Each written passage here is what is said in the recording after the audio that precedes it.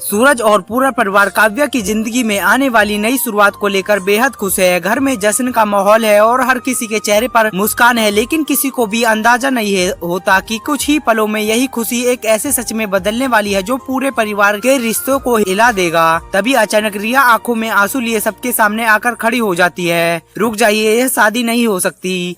रिया की बात सुनते ही पूरे घर में सन्नाटा छा जाता है। ताइमा के हाथ से मिठाई का डिब्बा छूटकर जमीन पर गिर जाता है। सूरज गुस्से में रिया के पास पहुंचता है। रिया, ये कैसी बात कर रही हो? और बंटी, तू दरवाजे पर क्यों खड़ा है? अंदर आ, मुहूर्त निकला जा रहा है। बंटी डरते हुए आगे आता है और सूरज के सामने हाथ जोड़ देता है।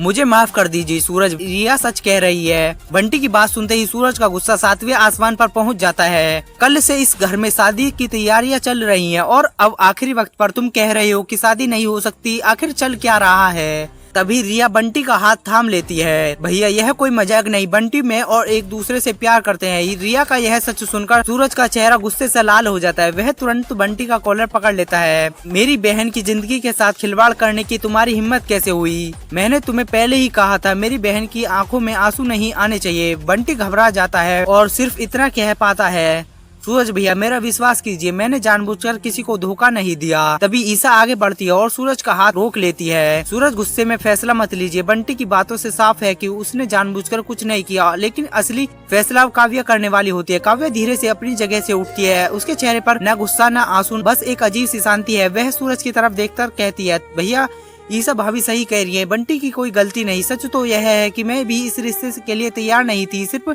मैंने आपकी खुशी के लिए हाँ कहा था। काव्या की बात सुनकर सूरज कुछ पल के लिए बिल्कुल शांत हो जाता है। फिर उसकी नजर रिया पर पड़ती है जो रोते हुए बंटी का हाथ थामे खड़ी है। एक तरफ बहन की खुशी तो दूसरी तरफ घर की इज्जत और काव्या का टूटा हुआ सपना। अब सूरज के सामने सबसे बड़ा सवाल, क्या वह काव्या की शादी रोककर रिया और बंटी के प्यार को स्वीकार करेगा या फिर परिवार की इज्जत के लिए अपनी ही बहन की खुशी कुर्बान कर देगा?